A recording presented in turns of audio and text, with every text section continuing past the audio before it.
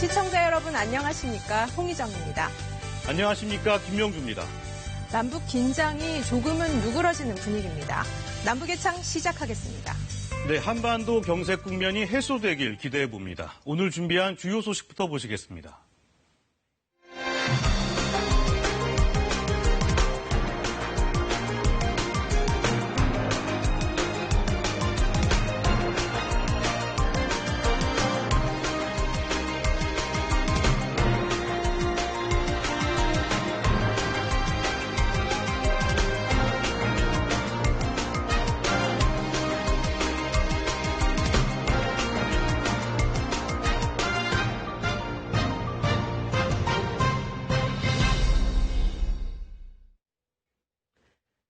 살얼음판을 걷는 듯했던 남북관계, 하루 만에 분위기가 급전환됐습니다.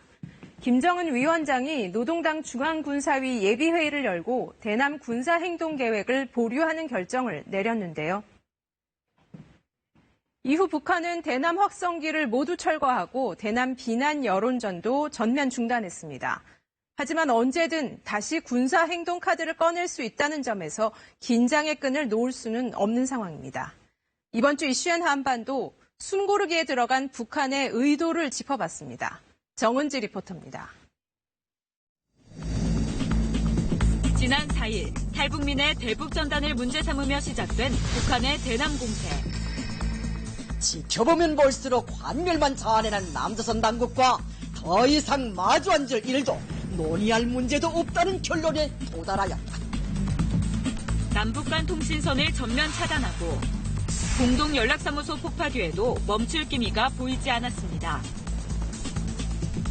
북한은 1,200만 장의 대남 전단을 만들었다며 언제든 이를 남한의 깊은 중심까지 살포하겠다고 했고. 야, 진짜 이 선이 막 불끈불끈합니다. 너희 기다리라. 이제 조련지대만 열리게 되면 이 단숨에 달려나가서 다시는 그런 짓을 해내지 못하게 이 총을 집었던 선으로 놈들에게 삐라불비라고 안겨서 제대병사의 번때를 보이겠습니다. 급기야 판문점 선언에 따라 철거했던 확성기까지 다시 설치했습니다. 북한이 남북관계 발전과 한반도 평화 유지를 위해 남북이 함께 기울여온 노력과 성과를 무산시키는 조치를 행동에 옮길 경우 그에 대한 대가를 치르게 될 것이라는 것. 이렇듯 대결 행보를 가속화하던 북한이 돌연 멈춰섰습니다. 남북 공동연락사무소를 폭파한 이후 북한 총참모부가 4가지 군사행동에 나서겠다고 예고를 했었는데 그 계획을 보류시킨 겁니다. 폭주에 가깝던 대남 공세에 급제동을 건 것은 당 중앙군사위 예비회의를 주재한 김정은 위원장이었습니다. 조선노동당 중앙군사위원회는 조성된 최군 정세를 평가하고 조선인민군 총참모부가 당중앙군사위원회 제7기 제5차 회의에 제기한 대남 군사행동계획들을 보류했습니다. 보류 결정의 효과는 즉각 나타났습니다. 최전방 지역에 재설치한 대남 확성기가 철거된 모습이 다시 포착됐고 노동신문 등 북한 매체들에서는 대남 비난 기사나 논평이 사라졌습니다. 심지어 대외선전 매체들은 대남 비난 기사 여러 건을 이 시에 삭제하기도 했습니다. 며칠째 열려있던 북한 해안포문은 여전히 개방 상태지만 연평도의 긴장감도 한결 누그러졌습니다. 북측의 보도를 보았고 이 보도를 면밀하고 신중하게 검토하고 있으며 상황을 지켜보겠습니다. 다만 북한이 군사적 행동 계획에 대해 폐기가 아닌 보류를 선택한 점에서 언제든 남북 간 긴장은 다시 고조될 수 있다는 관측입니다. 북한의 군사행동 보류 결정에 정경도 국방부 장관은 한 발 더 나아가 계획 철회를 촉구했습니다. 그러자 김영철 노동당 중앙위 부위원장이 즉각 반박에 나섰는데요. 보류가 재고로 될 때는 재미없을 것이다. 이렇게 위협하는가 하면 남측의 차후 행동에 따라 남북 관계도 점쳐볼 수 있을 것이라고 했습니다. 그렇다면 북한의 이런 결정을 어떻게 해석해야 할까요? 깜깜한 밤하늘 위로 거대한 비닐 풍선이 올라갑니다. 지난 22일 자유북한운동연합 회원들이 경기도 파주에서 대북전단을 살포했다고 주장하며 공개한 영상입니다. 탈북민 단체가 띄운 풍선은 하루 뒤 강원도 홍천에서 발견됐습니다. 혹시 전단지 말고 뭐 SD카드라던가 아니면 뭐 지폐라던가 이런 것도 같이 들어있었나요? 그런 거는 전혀 없고요. 이제 풍선하고 그 현수막, 그 밑에 이제 비닐봉다리 안에 대북전단 100매 안 되게. 정부는 대북전단 문제에 대해 단호히 대응해 나가겠다는 입장을 다시 한번 밝혔습니다. 예, 민통선 이북에 그런 어떤 그 행위를 한다라고 하는 것에 대해서는 저희 국방부에서도 철저하게 그는 통제할 수 있도록 그렇게 하고 있습니다. 북한이 대남 군사행동을 전격 보류하면서 거론한 건 조성된 최근 정세에 대한 평가입니다. 최근 정세를 고심해본 결과 입장을 바꿀 필요가 있었다는 겁니다. 일단 남북 공동연락사무소 폭파 후 나빠진 국제사회 여론과 남측의 엄정한 대북전단 대응 등이 작용했을 것이란 분석입니다. 그것은 단순히 그냥 나타난 것이 아니라 사실 우리의 지금 뭔가 노력이 있지 않는가라고 생각해요. 사실 뭐 백조의 물 밑에서의 발걸음 같은 것들이 분명히 있지 않을까라는 특사건도 있긴 했지만 우리가 나름대로 대단히 노력하는 측면이 있고 북한과 간접적인 접촉이라든가 이런 노력하는 부분이 저는 분명히 있다고 봐요. 또 더 이상의 군사행동을 막고 자신들에게 절대적으로 불리한 확성기 심리전까지는 가지 않겠다는 의도도 있을 것으로 보입니다. 지난 판문점 선언 때 사실 북한이 원했던 것이 마침내 이뤄진 거죠. 그 확성기 다 철거가 됐는데 근데 갑자기 북한이 확성기를 다시 설치를 한다니까 당연히 거기에 대해서 적정 시점에 한국은 대응 조치를 할 수밖에 없고 이거는 북한한테 자충수가 된다라는 판단을 했었습니다. 그러니까 이번에 보류에도 그것이 뭔가 좀 영향을 주지 않았을까? 그건 충분히 가능한 추정이다라고 생각합니다. 한반도 긴장 수위가 급격히 올라가는 것도 북한의 부담일 수 있습니다. 미국은 최근 항공모함 2척을 한반도가 포함된 7함대 작전구역에 배치하고 전략폭격기 B-52 폭격기도 한반도 주변에 전개시켰습니다. 예, 지금 이제 북한이 만약에 남북 간의 군사적 충돌을 이제 유도해서 예를 들면 이제 8월달 이제 그러니까 7월, 8월로 이런 분위기를 이어간다면 결국은 이제 한미 간에 대규모 군사훈련을 또 할 수밖에 없습니다. 북한 내부 상황, 특히 경제 문제가 발목을 잡았을 거란 분석도 있습니다.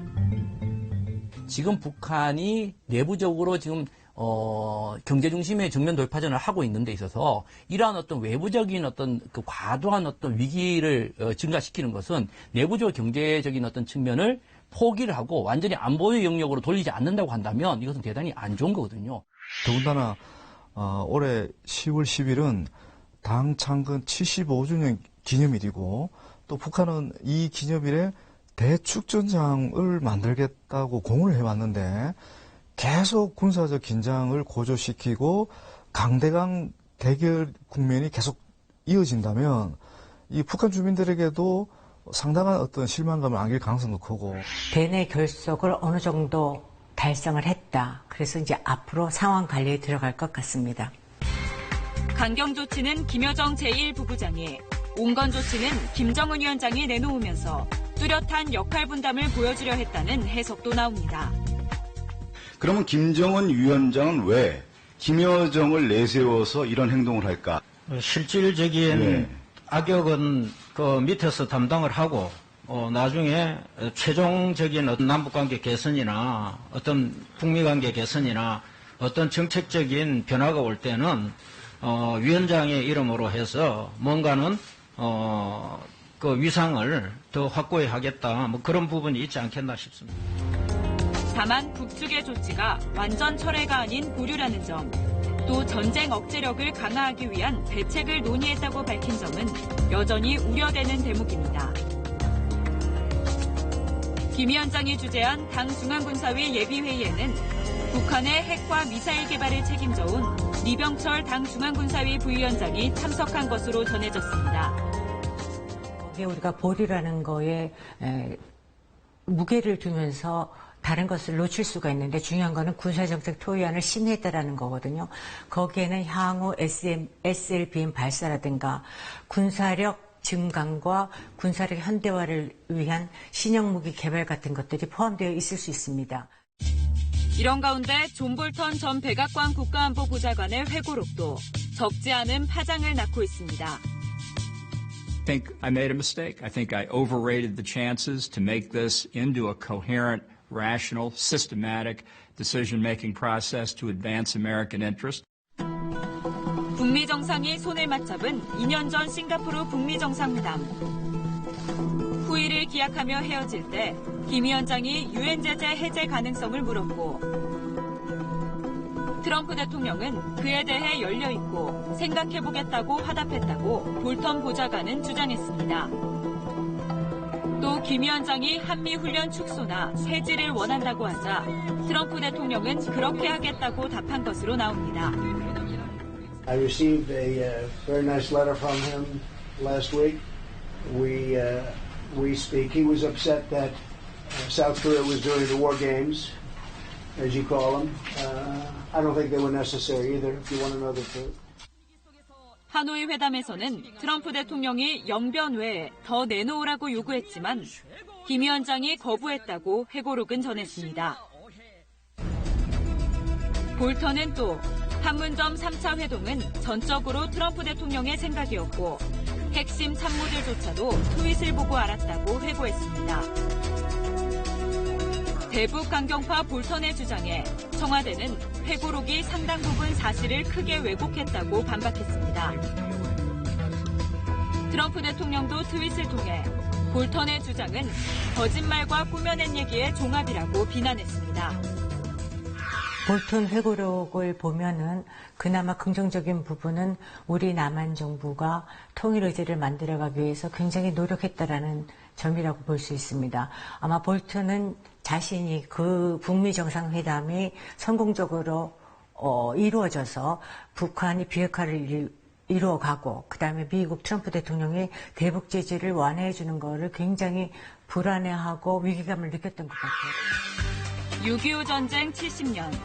문재인 대통령은 두 번 다시 이 땅에 전쟁은 없어야 한다며 북한을 향해 사이좋은 이웃이 되자 남북 상생의 길을 찾자고 제안했습니다. 8천만 결의 모두의 수건입니다.